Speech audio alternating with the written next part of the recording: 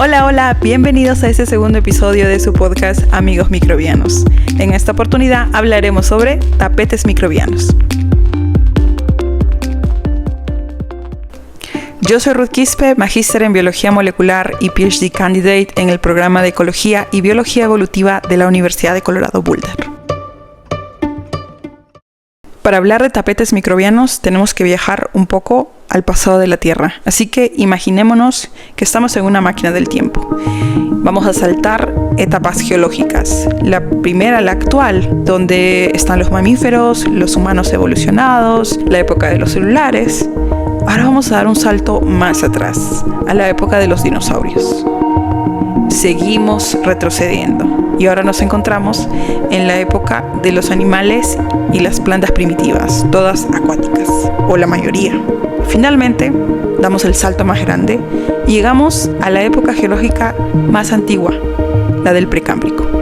Hemos viajado casi 4.6 millones de años atrás, pero estamos muy atrás. Todavía no sabemos lo que hay, todo es poco borroso, así que nos adelantamos un poco, seguimos en el Precámbrico, pero estamos en 2.5 millones de años.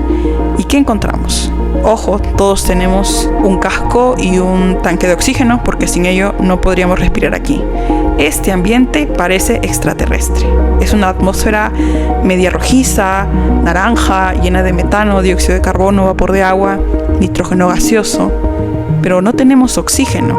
Es completamente diferente a la realidad de la que venimos. Y en este lugar, los seres vivos no son más que junglas enormes de tapetes microbianos. O es lo que se cree debido a los registros geológicos. ¿Pero cómo así? ¿Qué son estos tapetes microbianos?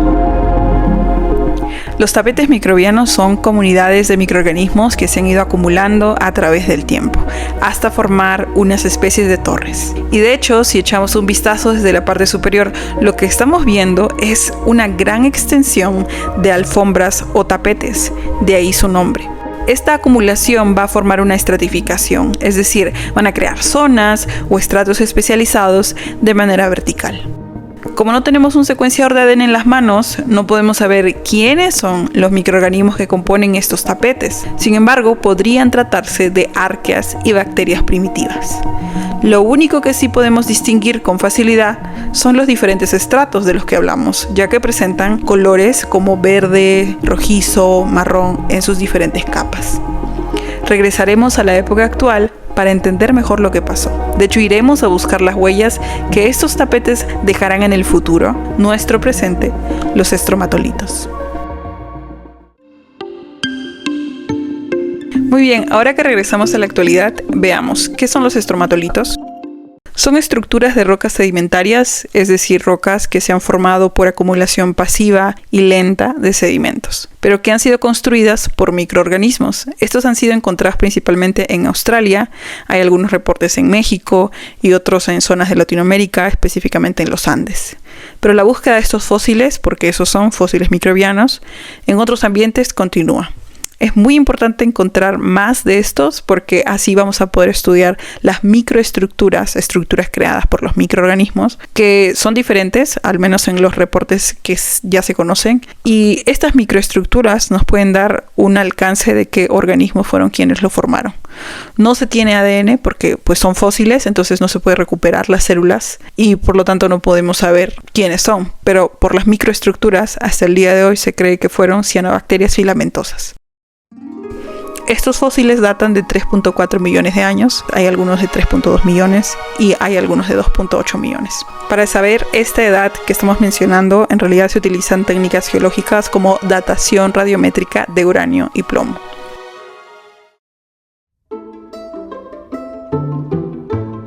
Probablemente el evento más importante asociado a los estromatolitos es el evento de gran oxidación. Más o menos de 2.3 a 2.45 millones de años, sí, también en el Precámbrico, y es justamente por eso es que está asociado, es que ocurre un evento que cambia todo el rumbo de la vida en la Tierra desde ese momento hasta la actualidad. Y estoy hablando de la gran inyección de oxígeno, se cree, de parte de los tapetes microbianos al océano y luego a la atmósfera. Era tanto el oxígeno acumulado que, bueno, se hipotetiza, se crearon pequeñas islas, ¿no? Pequeñas nubes, lugares donde había mucho oxígeno, y que luego esto se iba expandiendo hasta llenar completamente nuestra atmósfera de oxígeno, e inevitablemente se forma ozono, que se ubica luego en la estratosfera, una capa de la atmósfera de la Tierra. Y es gracias a este evento que nosotros podemos existir y todos los tipos de vida que en la actualidad observamos. Pero es muy interesante porque nos preguntamos, ¿pero qué pasó? ¿Cómo es que los microorganismos que vivían tan cómodamente en condiciones anaeróbicas pasaron luego a tener que soportar el oxígeno? Algunos de ellos tuvieron que extinguirse definitivamente y otros adaptarse. Las cianobacterias se adaptaron. Pasaron de fotosíntesis anoxigénica a fotosíntesis oxigénica. Entonces uno se pregunta, ¿pero qué cosa es lo que desarrollaron? Bueno, sabemos que en evolución de los seres vivos hay algunos organismos que tienen que desarrollar algún tipo de mutación, ¿no? Para poder sintetizar proteínas diferentes. Y otros van extinguiéndose. Entonces, pues ahí hay un cambio muy importante en la biodiversidad de estas cianobacterias y en su adaptación, en su evolución. Y eso todavía se estudia en la actualidad. Hay muchísimo que hablar de las cianobacterias, pero otra de las cosas que quiero resaltar el día de hoy en este capítulo es su capacidad para formar rocas, porque hemos dicho que los estromatolitos son rocas sedimentarias producidas por microorganismos. Pero ¿cómo es que las cianobacterias producen rocas? Ok, para eso tengamos en claro que las cianobacterias hacen fotosíntesis, y la fotosíntesis es un proceso metabólico que, si bien es cierto, el objetivo es fijar carbono desde el CO2 de la atmósfera hasta una forma de materia orgánica, pero este proceso metabólico va a generar un pH ligeramente alcalino, aproximadamente de 8, el cual es excelente para este proceso de formación de rocas sedimentarias. Así que, primer ingrediente, pH. Luego, tenemos que las cianobacterias pueden producir EPS, que significan sustancias poliméricas extracelulares. De hecho, muchos organismos lo pueden producir. Podemos hablar ampliamente del EPS. Es un tema que a mí me fascina. Pero las cianobacterias son una de las más eficientes y probablemente las que producen en mayor cantidad al EPS. ¿Y cuáles son las propiedades de este EPS? Tiene muchísimas, como ya lo mencioné, podemos hablar mucho de ello. Voy a mencionar 3. Una de ellas es la capacidad de protegerlas contra la radiación ultravioleta. La otra es que puede protegerlas contra la desecación. Y la tercera es que puede atrapar iones por su carga negativa. Entonces, es esa justamente la razón por la que es nuestro ingrediente número 2 para formar rocas. Como ingrediente número 3, definitivamente va el ion calcio, calcio más 2, que debe estar en el ambiente somero, es decir, en el ambiente acuático en el que los tapetes microbianos se encuentran. Y como ingrediente final, al carbono en su forma de CO2 o de bicarbonato, por supuesto. Entonces la cianobacteria está lista para producir rocas sedimentarias. Para ello, lo que va a hacer es, obviamente, precipitar carbonato de calcio. Y el carbonato de calcio precipitado quiere decir en pequeñas partículas, se va a acumular a manera de capas. Finalmente va a formar lo que nosotros conocemos como las estructuras de los estromatolitos. De hecho, para poder identificar ello, se ha encontrado calcita y aragonita, 2 tipos de carbonato de calcio, como estructuras características de estos ambientes. Así que los geólogos lo utilizan para identificar estromatolitos. Los tapetes microbianos modernos, aquellos que vamos a encontrar en ambientes extremos, donde no compitan con plantas ni estén expuestos a depredadores, estos ambientes van a ser ideales para la población, la colonización de tapetes microbianos. Y estos tapetes van a seguir siendo formaciones de capas.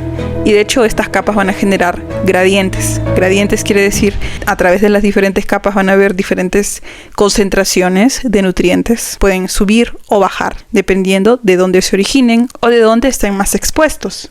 Entonces, en las capas superiores vamos a tener que las cianobacterias son otra vez las que más lo colonicen.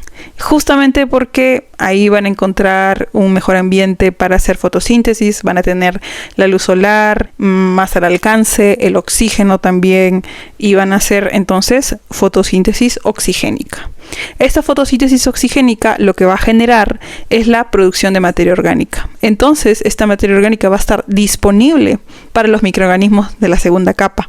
Y estos microorganismos de la segunda capa van a ser heterótrofos aeróbicos. Aeróbicos porque aún van a alcanzar el oxígeno que llega. Todavía no están muy al fondo, no están en una capa muy profunda, entonces todavía tienen acceso al oxígeno.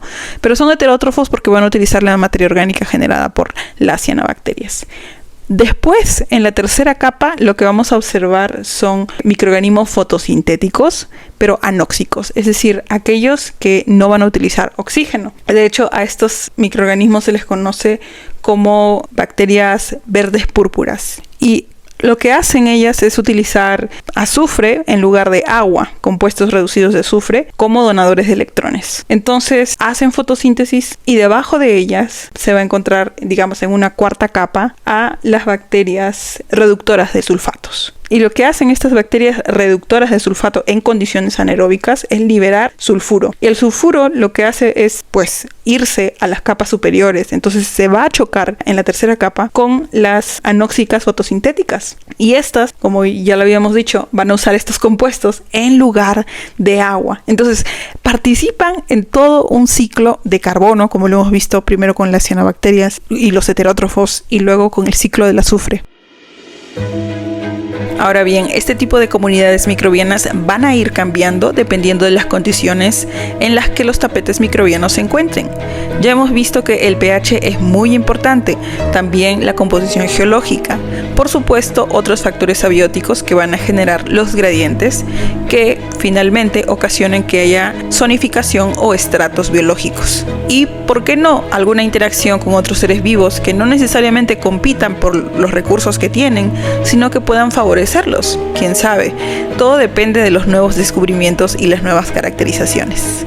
Muchísimas gracias por haberme acompañado en este segundo episodio de tu podcast Amigos Microbianos. No se olviden de seguirnos y comentar aquí en la sección de comentarios de Spotify. Eso es algo nuevo para mí, lo cual me agrada mucho. También pueden comentar en Instagram, síganos en nuestras redes sociales o en mi canal de YouTube. Muchísimas gracias y espero todas sus sugerencias y buenas vibras. Nos vemos en el tercer episodio, en donde hablaremos sobre microorganismos de la criosfera o de ambientes congelados.